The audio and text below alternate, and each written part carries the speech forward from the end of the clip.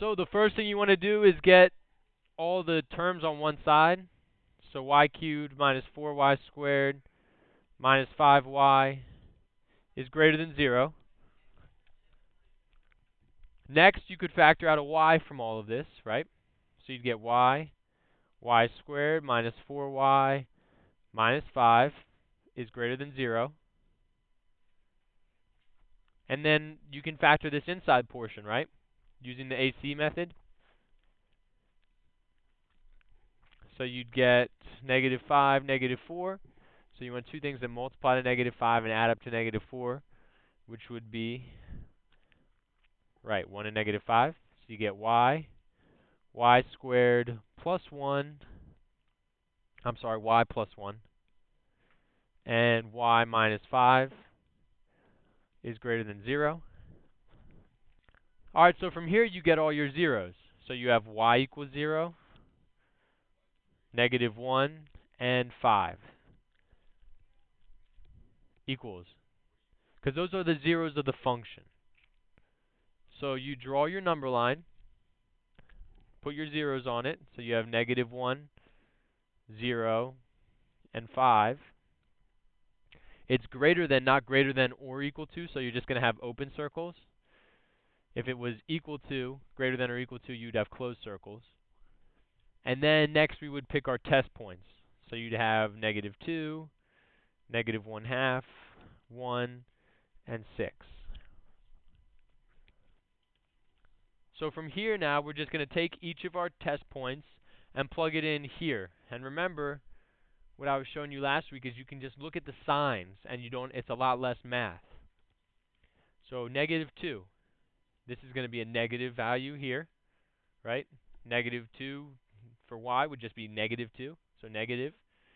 Negative 2 plus 1 is negative 1, so that's a negative value. I don't need this 1 here. And then negative 2 minus 5 is negative 7, which is negative. A negative times a negative is a positive, times a negative is a negative. Is there any negative value that's greater than 0? No. So do I shade in this area? No. And then I continue. So I go to negative 1/2. So I get a negative. Negative 1/2 plus 1 is going to be a positive. Put the negative 1 again. Negative, positive, and negative 1/2 minus 5 is a negative. So I get a negative, positive, negative, which is going to be positive. Is a positive value greater than 0? Yes. So I shade in this region, wherever that test point was. Okay?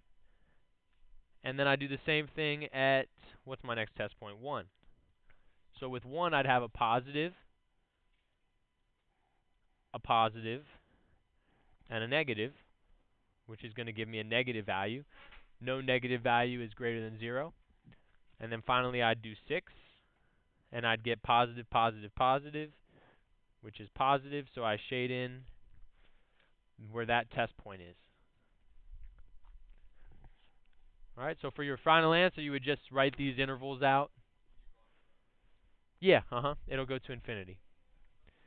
So you'd say negative 1 is less than x is less than 0, and x is greater than 5, or y if it was y. And that would be your final answer. All right, so for today, we're going to do modeling with polynomial functions. Your homework here is assignment 13. So this is just a quick note to write down: properties of finite differences.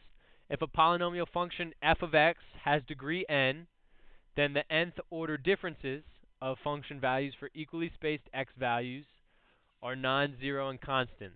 So this will make a lot more sense when you see the next slide, but basically what it's saying is you take the difference in the y values and continue to take the differences in the differences and wait until they're the same number, and then that'll tell you what degree the polynomial is. And like I said, it'll make a lot more sense on the next slide. All right. All right, so you're going to be given something like this. All right? And notice we go 1, 2, 3, 4, 5, 6, so that's the evenly spaced x values. And what we're going to do is just look at the differences between our y values. So what you're going to do is the second minus the first. So 0 minus negative 4 would be 4, right? 10 minus 0, 10. 26 minus 10 is 16. 48 minus 26, 22. And 76 minus 48 would be 28. All right, are all those numbers the same? No, they're not. So this is not a first degree polynomial. First degree polynomial would be a linear function, okay? So we do the process again. So now we take the difference of the differences. So 10 minus 4, 6. 16 minus 10, 6. 22 minus 16, 6. 28 minus 22, 6. Are all those numbers the same?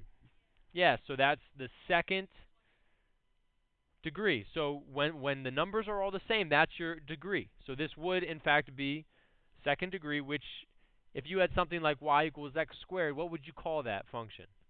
Quadratic, right. Quadratic, because that's the type of function it is. All right, so next we have to find the equation. And you do this using your calculator. So go ahead and take out your TI-83s or your graphing calculators.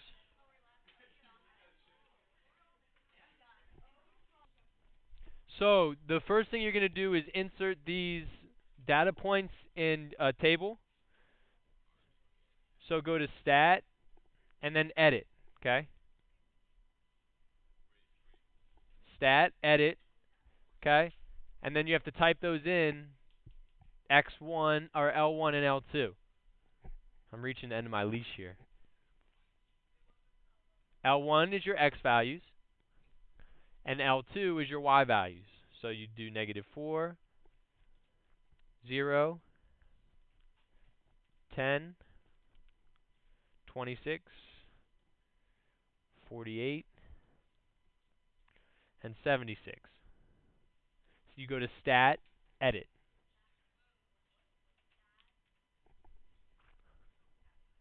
So from here, we said it's a quadratic. So all you would do is go to Stat, go over 1 to Calc, and then we said it's a quadratic regression. So we'd select that one, number 5.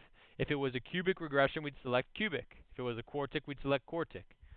So you just go to quadratic regression, hit enter.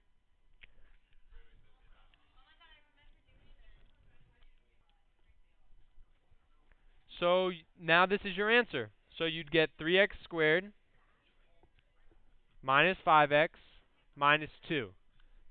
And you're done. So remember, you're doing the second one minus the first one. So 0 minus negative 5 would be 5.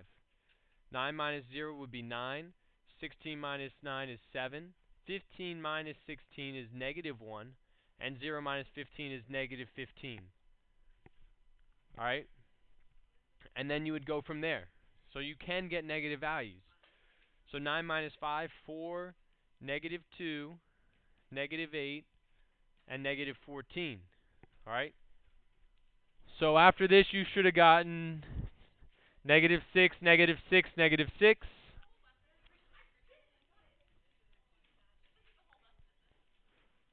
Just about. So this is to the third degree, which is a cubic function. Okay? And then you go through and, again, input these values in your table. So you go to Stat, Edit.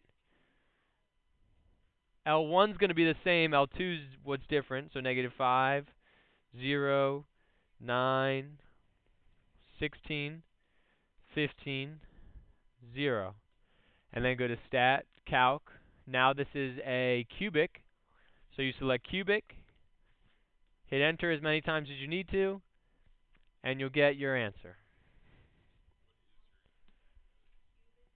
So it gives you your A, B, C, and D term.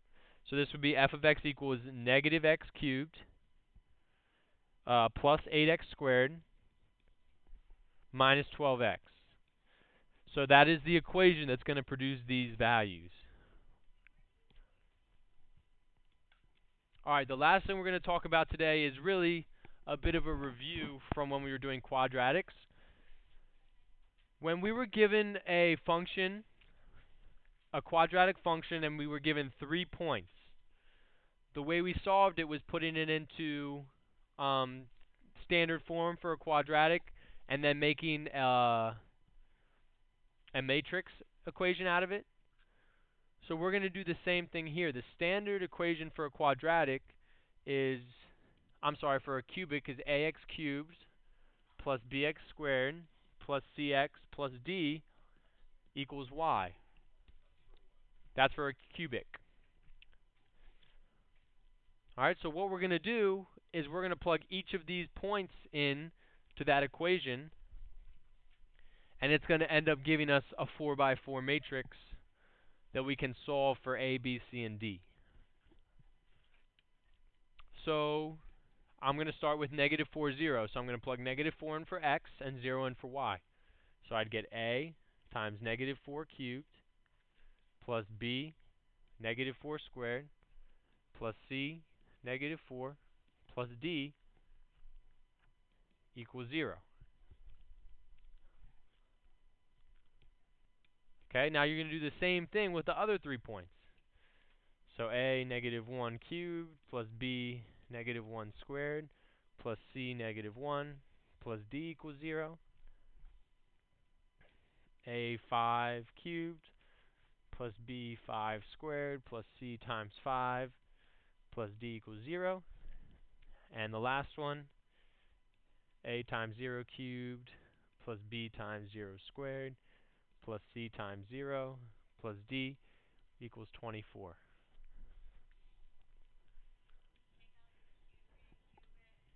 So what you would do next is you just simplify it. So you'd cube this, square this, cube, square, cube, square, cube, square, and then just put it into a 4 by 4 matrix using only the coefficients. So you have a matrix. So negative 4 cubed would be negative 64. Negative 4 squared is 16. Then you get negative 4. The coefficient for D is just 1. All right? And that's all I'm putting on that side of the matrix.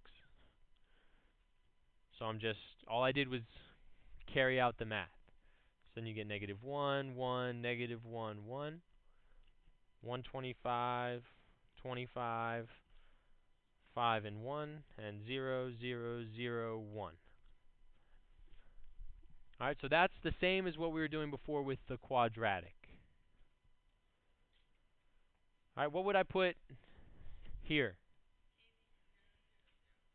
Right, A, B, C, D. And then that equals, who was saying? Right, 0, 0, 0, 24.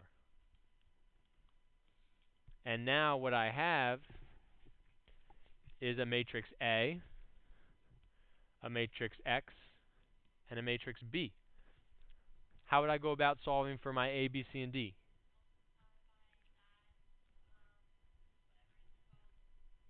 Right, multiply by the inverse of A on the left. So you get X equals A inverse B. So what you have to do now is just plug in all this matrix and this matrix into your calculator and then solve. So with your calculator, you'd go to clear out of this. Remember the matrix button second this negative 1, x to the negative 1, so second matrix. Go to edit. Type in a 4 by 4 and type in all of your values. Okay? Then you'd go to second matrix again, edit, matrix B. This is a 4 by 1. Remember, it's rows by columns. So you type in those values. So I'll give you a second to do that. So once you have all your numbers in, you just quit out. And then you'd go to second matrix, select matrix A. You want the inverse of that, so you hit the inverse button. And then second matrix B, and hit enter.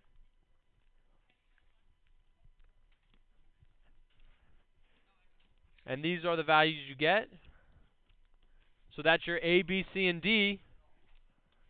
So you'd put that in, so you'd get y equals negative 1.2 x cubed plus 25.2 x plus 24. And that would be your answer.